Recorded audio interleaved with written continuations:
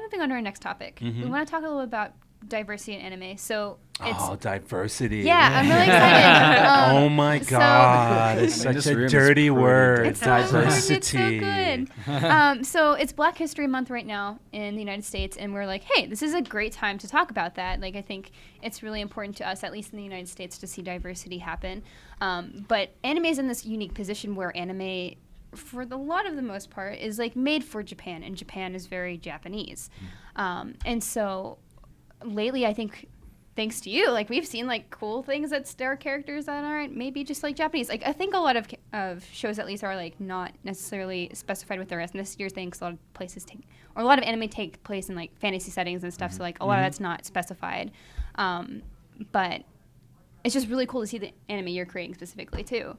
Yeah, I think, it's an interesting time.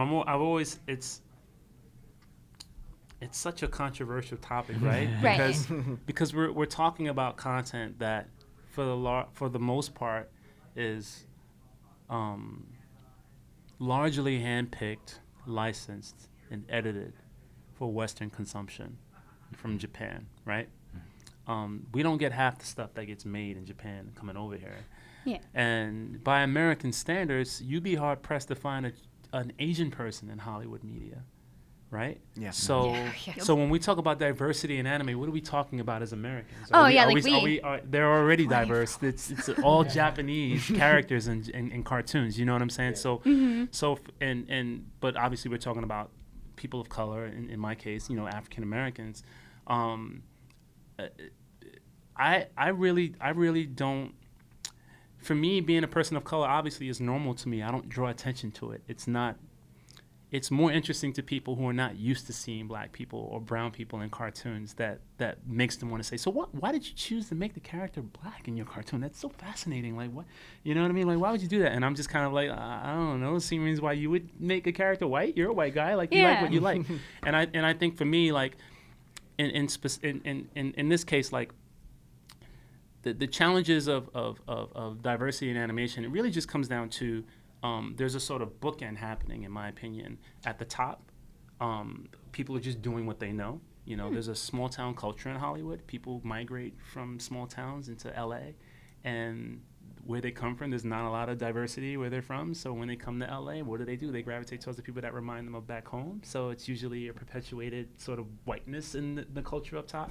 And then for people of color, there's no real face for them to kind of gravitate towards that they can say, that guy or that girl looks like me. I can do that, and there's no interest in that. And whether you're black, white, Asian, or whatever, animation or art in general is not viewed as a lucrative career move, right?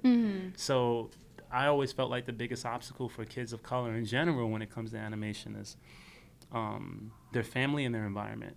It's not about what they like. It's about whether your family approves of it, whether your environment is safe enough for you to create, to be a weirdo, to do directing animation stuff, because that's not something I grew up in the projects in the South Bronx, and just wanting to be a comic book artist was a weird thing. Like, why do you want to be a comic book artist?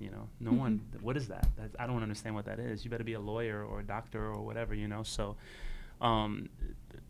those are kind of the challenges that I see at the bottom and at the top, and I think for me, because I was such an introvert and because I like to just do whatever would keep me from going outside, play video games, draw, whatever, I was able to kind of surround myself with the right kinds of people.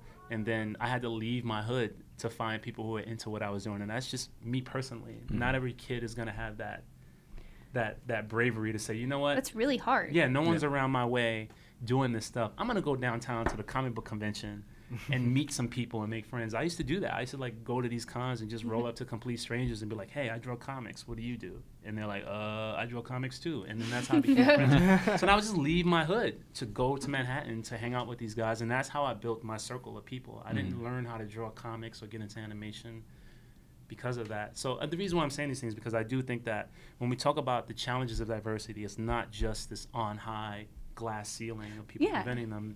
It's also a prevalent issue within the community at the bottom, and it's about getting people exposed to that kind of content. How do we do that? It's about promoting animation production as a positive career move. You know what I mean? And if kids don't have access, well, now they don't need to because everyone's doing it on their phones. So you're seeing a lot more of black game developers and black app designers, and you're seeing a lot more, in my case, black anime fans. You're seeing that a lot more, and I think it was hard to have that in the 90s and the early 2000s. So when we're talking about the challenges, I think those are, to me, those are the challenges at the top and at the bottom. So, and the type of stuff that I'm doing, having worked on the Boondocks, I was blessed to work on that project. That was Aaron Magruder. That was a popular comic strip, you have to remember, way before it became an animated series. So it was made a series because the comic strip was so controversial and it was so popular.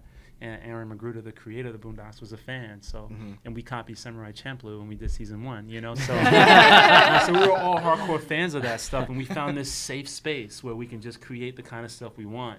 And I don't think it was a defiant thing where it's like, oh, we're gonna make everyone black. We were just doing what we thought was cool, you know what I mean? And I think in the platform that, in the realm that it existed, it was super taboo. It was like, whoa, what is this, you know?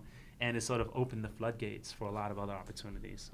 So, and then, you know, we later furthered that opportunity with Black Dynamite, and even Legend of Korra, you know, with the Inuit culture and having a female character of color in a fantasy setting. I thought that was super avant-garde, you know, that they pulled that off. So I think it really just comes down to the top, the bottom, and just genuine interest in wanting to create that stuff. And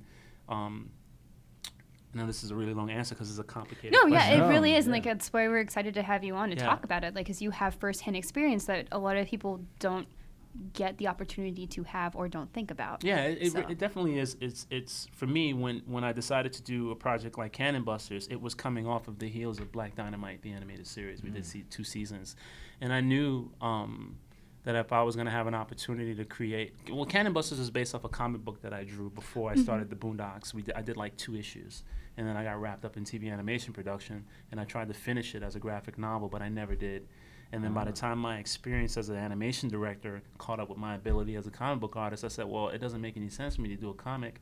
I have all these relationships in Korea. I can just make a pilot, and it wouldn't have even happened if it wasn't for crowdfunding, because a pilot costs money. You're going to beg a network for the money anyway, right? They're going to own it before they give you the money.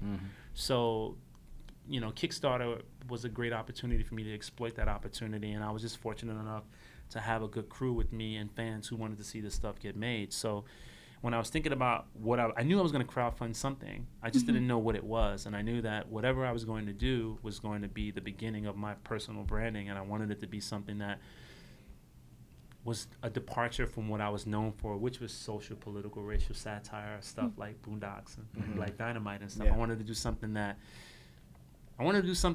like was a combination of what I talked about earlier, like Squaresoft and Bebop and, you know, the 90s anime stuff. And I didn't want it to be something that was too controversial or too heady. I wanted it to be something that, you know, the average otaku could get into, you know. So I didn't want to create a show for sure where I had 3 characters, you know, complaining about Black History Month being on the shortest month of the year, conveniently, you know, while they're slaying a dragon. You know what I mean? Like that's not the kind of show I'm trying to make. People wanted that, though. They wanted Boondocks fantasy. And I'm like, nah, like this is not even taking place on Earth. I'm burnt out with America. There are no Americans in my cartoon. It's going to be fantasy, and everyone can jump in on it. And that was sort of my end goal. You know, I wanted to create something that anybody can get into and not be safe, but be like, well, why can't we be? Why do we always have to be in the hood? Why do we always have to be on Earth? Yeah, why can't we? Important. Yeah. Like, why can't we go to other galaxies? Why can't we slay dragons? Why can't we fight? And this is an issue within the collective consciousness of African Americans in terms of media, how we perceive ourselves in media. And I'm not speaking for everyone. I'm just saying, my experience as an African American is uniquely mine, right? So I can't represent every Black person, you know.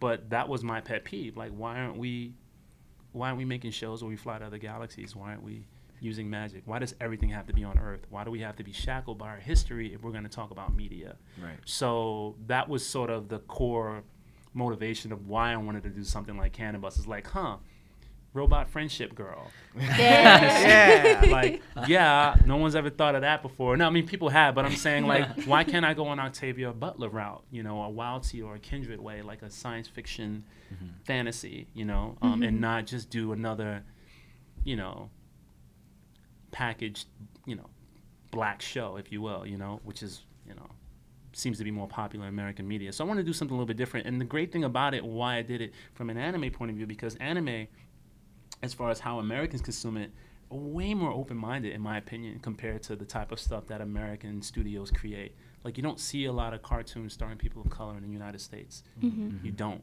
Like, if you do, we're making it. You know, we did the Boondocks, we're doing Black Dynamite, but you're not seeing that from anyone. I mean, there's Clarence and stuff like that, but there isn't a lot of that. But I feel like with anime, you can get away with not having to talk about those things because people are just looking to be entertained, you know, especially fantasy. So that was a long answer, but that's what we wanted to hear. Yeah, like there's so many things to like dissect there, and it's just so cool because one of my little bits of like, hey, like representation kind of just happened, and it wasn't like directly tied to like stereotypes is just such a cool thing to see happen. Like with Yuri on Ice, the United States skater was a Hispanic guy. I didn't say anything. He wasn't like dancing to like bachata or anything. He didn't like have a sombrero or anything. he was just, you know. He was just a guy, and I'm like, oh my god. Well, I was so happy. Well, it was actually like, you know, the idea behind a lot of these things, and even, you know, with this project I'm doing with Crunchyroll, Children of Ether, is the people who are drawing attention to these characters being brown are not me. Like, I'm just, it's me operating under the function of normalcy. It's being normalizing it, right? So, but it does need attention drawn to it because of the scope of what I'm creating this stuff in. You know what I mean? So it's an unavoidable topic that needs to be discussed, but it's not something that I'm doing where I'm saying, hey, look, you know, my show is about brown characters. No, it's about characters doing these things who happen to be a different color, you know? So that's kind of the narrative that I like to push. And I let people decide what it is, because it's not I mean, I don't know the best way to put it. Like, everything that I do, like Cannon Busters, Ether, or whatever, or what I work on, is just my personal opinion of what I think is cool about animation. I'm working on my personal opinion for a year and a half, 2 years for myself, and then when I release it out there, it's up to the public to interpret that. And it's not my job to interpret art for you or tell you what it is. You know, that's your job. It's not my right to. So if you have an opinion on my opinion, I don't really care. But, you know, if you have a reaction to my opinion, it's extremely valid, because that's what I'm looking for, is a reaction, an emotional reaction, emotional connection. And that's always the underpinning of what it is that I do and what I create. Everything else is, then I can do the nerd stuff. And fun stuff. Does that make sense? Yeah, absolutely. Well, thank you so much.